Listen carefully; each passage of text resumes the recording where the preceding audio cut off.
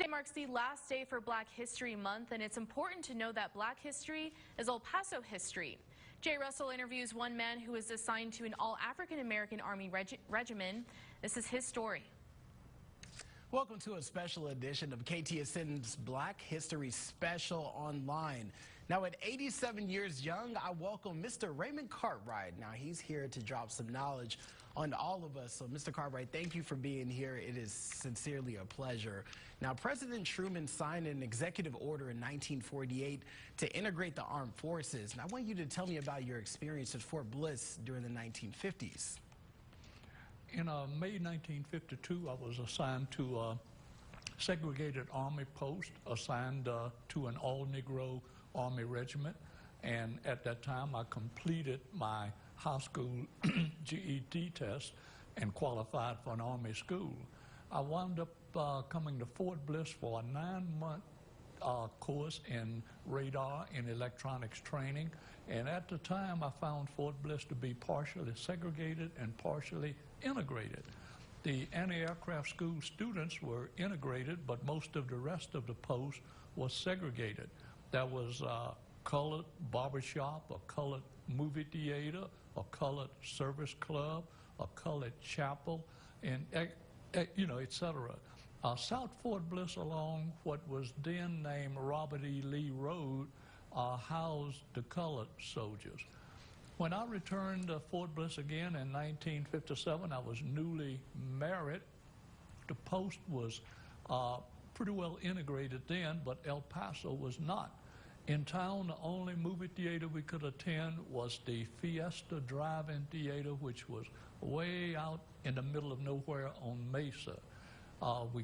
Only restaurants that my bride and I could patronize were along Alameda, and the housing in town for married soldiers living off post was really bad. We had a hard time finding a nice place to live. We had families living in basements. They rented a room, or the ones that could afford to buy a house, they were normally small houses down in the Ranchland area. And things are quite different now, but well, it's much better now. Mm-hmm. You know, when you were telling me that a little bit before, I just couldn't imagine living like that, and seeing you're going through it, and you know, you're so positive and you're so chipper as you came into the newsroom. It just speaks to a testament that, you know, you're going to go through some things sometime, and you know, that's the best way to get through it. I was telling some of my coworkers that if those same rules applied then now, if everybody was going to Starbucks, I most likely wouldn't be able to go with them. And it's just amazing to hear your story, Mr. Cartwright. And you spoke a little bit about this before, but how have you seen El Paso change since you first arrived in town?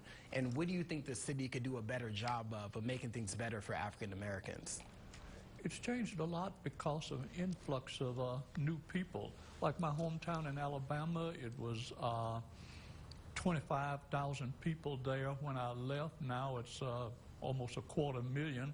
So they've had an influx of people from east, west, and wherever, and it changed. El Paso has done the same. And being military, living on base, it was quite made quite a bit of difference, and I didn't have to compete in the job market in town. You know. Well, you know, I didn't want to share this publicly, but you know, since you did share it, I've had a great experience in El Paso since I've been here. I moved here in July 2020, but sometimes I do go running downtown, and I told a couple of my coworkers about this too. I'm just jogging downtown, and a car pulled up beside me and called me the N-word. And I had my headphones in, so I just, you know, kind of kept running type of thing, but then they stopped their truck, and then they put their head outside the window, and then they said it. And, you know, everything went out the window. I wasn't a member of, you know, KTSM anymore, or like whatever. I just kind of just saw red. It just really took me back into, you know, when George Floyd died, and just people weren't understanding what African Americans were going through. And now hearing about that and hearing about your experience, that kind of stuff has been going on since, what, the 1950s. It's still going on today. And it just kind of makes me think that, you know, for you, you went through it, Mr. Cartwright, your wife did too, and, you know, you're the reason that I'm able to sit here on this desk, you know, today, being the only African-American male in El Paso. So I want to thank you sincerely for just withstanding all of that racism, the discrimination, the microaggressions, all of that together. Mr. Cartwright, thank you so much for coming on the show today, sir.